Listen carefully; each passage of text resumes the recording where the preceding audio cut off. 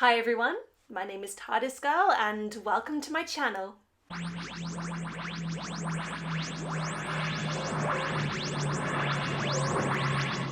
Okay, so we have a glut of new information from the producers and directors of His Dark Materials Season 2, The Subtle Knife, which I am very excited about because this will be the first time outside of theatre, stage and audio production that we get to see a reimagining of the second book. The feature-length film didn't even get that far, so I'm very excited to see where the new imaginations behind this project take the story. And speak of the devil, we have 2 new trailers to look at. Now, if you haven't already seen my reaction, there's a link to the previous video in the description below, but here we're going to talk about my breakdown of the 2 trailers. So I'll try and be concise, I'll try not to speak about things we have already seen, I'll try not to do too many character introductions, because I'm assuming that you'll already know a bit about the story, and I'm afraid there's no restraint on spoilers. I'm sorry, I really want to talk about all the nice little spoilery details. So, without further ado, let's get into it.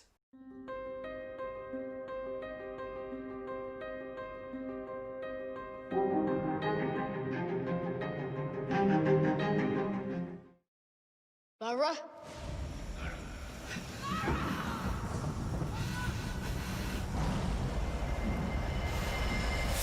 We can't go back. The doorway between worlds has been opened. I've traveled so far. I found myself here. You have come here for a purpose. Okay, so the first couple of shots of the BBC trailer, which I'm going to call trailer 1 for all intents and purposes, they show Lyra after her journey through the barrier between the worlds, and she is now in the world that we do not know the name of. We only know the one main landmark, Cittàgazze, the city of magpies.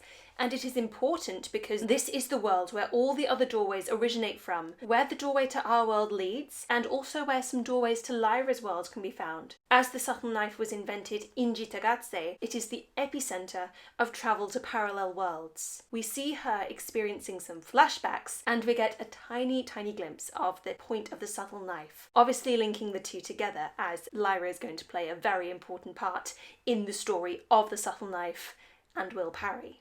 We also see some moments of her travelling to Cittàgazze, and this is both new and important, because the subtle knife doesn't actually begin with Lyra's point of view. She actually comes in about halfway through the second chapter, which is entirely from Will's perspective, after he travels into Cittàgazze from our modern world. So Lyra just says that she wandered around in the mist for a couple of days, and then found the city. And so as this is long-form television, and they need to stretch out some of the story, we're going to see some of Lyra's journey this time. And I'm quite excited for that. So we have a couple of shots of Cittàgazze, which, as mentioned in the book, is a coastal town, a very beautiful Mediterranean Italian Renaissance town, but fallen into disrepair and abandoned at the start of the book. So far they have Cittàgazze absolutely nailed. I don't know who to trust anymore. You can trust me. Finally, someone else to talk to. Okay, here's the biggest bit of information, and I really don't know how I feel about this, because the whole point of the spectres was that children weren't meant to see them, but I guess they're going to have to reinvent them somehow for a visual medium, so let's dive into them. First of all, spectres are a phenomena in the book which are described as kind of like a shimmering veil-like mist, but these are described as conscious beings. They're carnivorous in a way. They don't feed off meat, they feed off consciousness and awareness. Spectres only attack adults, they don't attack children. So in a sense, spectres feed off the adult's settled demon. As children's brains are still developing, their demons are still developing, and basically after a spectre has devoured a human, these humans are essentially brain dead. They're conscious, but they have no motivation, they have no awareness of their surroundings. So being fed on by a spectre is a death sentence. There are plagues of spectres inhabiting this entire world, which has basically destroyed the economic system and left this world populated by scavengers. It has basically destroyed their way of living for the past 300 years. Okay, so now you have a bit of background. The spectres in this scene. They're completely different from how they're described in the story, which are like shimmering, veiled mist. I've always assumed kind of like a heat haze in the middle of a desert, like an optical illusion kind of thing. And so these are CGI, smoky, frilled, fronded beings. I mean, to tell the truth, they kind of remind me of jellyfish, like frilled man-o'-war jellyfish, or, and this is going to be a very niche reference, but they remind me of the final form of the Skeksis and the Mystics from the Dark Crystal. I guess that's kind of the vibe they're going with. I mean, they want them to look alien, and they're managing it. It's just the fact that they're so solid and obvious beings. They were kind of hard to discern in the books, whereas these, you could see them coming from a mile off. I'm quite impressed with the design, it's just not what I imagined. And secretly, what I really would have loved if they kept the spectres invisible whenever Will and Lyra's point of view is shown, and then only cut back to them when the adults are around, because that would have aligned with the continuity from the books. Now, obviously we don't know the context behind this scene. I mean, Will could be talking to an adult who sees the spectre, but I don't know, it ruins the mystery a little bit just seeing them now so early. But I'm impressed. I'm still impressed. So we're going to have quite a few interactions between Lyra and Will in this season, and I can't wait for that because I'm very excited to see how Daphne Keane and Amir Wilson interact with each other because, well, I ship Will Lyra like there's no tomorrow. I know they're kids. Trust me, it makes sense if you read the third book.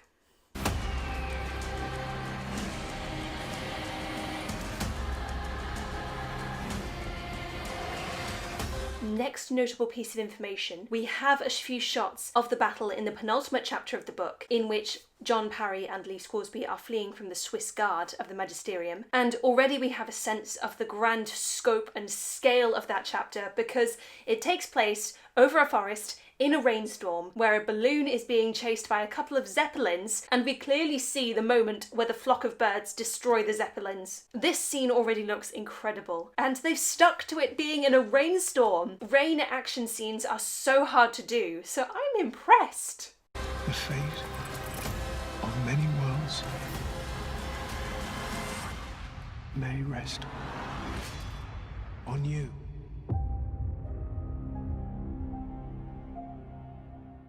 Okay, so we have a few more establishing shots of the main events of the series. We see a lot of Alamo Gulch, we see a lot of the witches, we see Lyra, most likely running from the cops, but the most important tiny shot that I've had to freeze frame, we see Will and Tullio battling for control of the subtle knife. And if you've read the books, then you'll know that what I'm talking about is a very violent scene, and I'm a little worried for how it's going to pan out because I know it's going to be very hard on both Will and Lyra. Okay, now on to trailer 2, the HBO teaser for Start Materials. Let's get to watching. The world is aware of a threat above our heads. But have no fear. We will do whatever is necessary. Okay, we see some of the main shots of the Magisterium, we see the combined power they have, and thank you everyone who pointed out in the comments that what they were most likely doing when they were lighting the sheets of paper was electing a new pope, or a new leader, however the Magisterium works. I don't have much religious knowledge behind me, that's the one downside I had when reading these books, so I'm a bit unaware of the intricacies of the religious leadership, so thank you for pointing that out. The Magisterium are most likely looking for another person to lead them, and I was actually wrong in the trailer. It's not Frau Pavel, it's Father MacPhail, but I'm assuming that this is a moment where Father MacPhail is elected the head of the Consistorial Court of Discipline, which is a major power player in the third book. Witches have always known more than they should. Let me find out what. The skies are darkening. The world's changing. We need to unite for the Great War. You're not from here, are you? How did you get here? He's connected to this place. He's got something to do here. I think we both do. Next we have, unfortunately, a very violent graphic scene from the second book. We have a torture scene where basically Mrs. Coulter cuts and breaks the information out of this witch so she can find out more of the prophecy surrounding Lyra. It is very violent, and it looks like it's going to be even worse in the trailer, but let's just hope that it ends the same way, because what I'm assuming the previous shot was, I'm assuming that was one of the witches using her invisibility spell to hide amongst the shipmates or to gain some information. So I'm assuming the scene with Mrs. Coulter and the witch will end the same way as the book. But we have so many amazing shots of the witches. We see them at their council, we see them helping Lee Scoresby in his search for John Parry, we see them discussing their cause to unite and start the war, which is going to be so prevalent in the 3rd series if we ever get there. And so this all looks so intriguing. If this is the Great War, then she will be needed. There is something else. Something that will be the difference between winning and losing.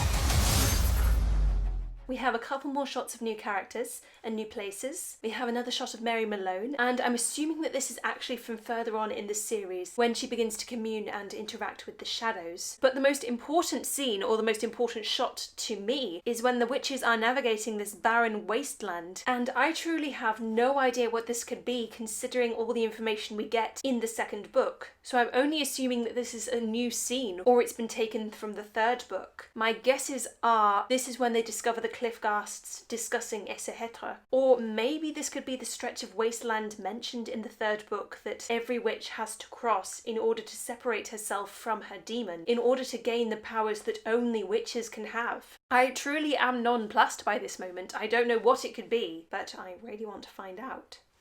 The bearer of the knife will have their own tusk, and that could put the person in great danger. There's something evil here. Next we have a shot of the Torre delle Angeli, which by the way just looks beautiful, absolutely beautiful. And I was right, it is Terence Stamp who is the bearer of the knife in this season. Terence Stamp is playing Giacomo Paradisi, who is a very important character that we meet in the 2nd book, and he is the one who holds guardianship over the knife until the new bearer comes to make his claim to guard Essehetra. It's a small role, but it's a very important role, and I can't wait to see Terence Stamp flex his acting chops in this. Next, God, there's so many scenes of Alamo Gulch. They really have to rub it in, don't they? But also we have one shot of what I'm assuming is the Spectre interacting with Ruth Wilson, who's playing Mrs. Coulter, and I can only assume that this is the moment where the Spectres realise they have much more to gain if they ally themselves with Mrs. Coulter instead of feeding off of her. So, what a marriage made in heaven. The fate of many worlds may rest on you.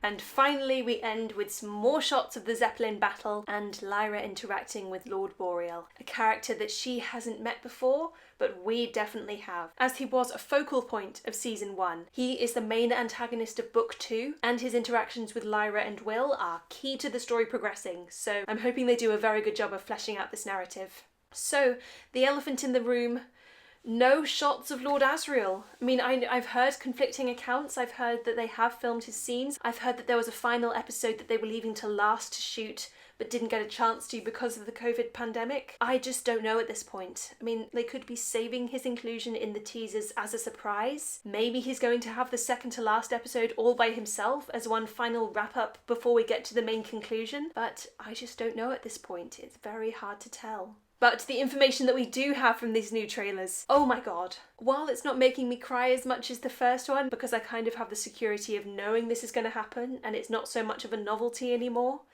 it does look flat out amazing. And of course I can't wait to be there and discuss every single episode with you after I've seen it. And I am at a bit of a downside this time, as I'm in Australia and not England, as I can't look forward to an easy Sunday 8 PM viewing. I'll probably have to wait until some ungodly hour like 1 AM, but I know I'm going to be watching and discussing every single episode. And I'm very excited, and I hope you are too.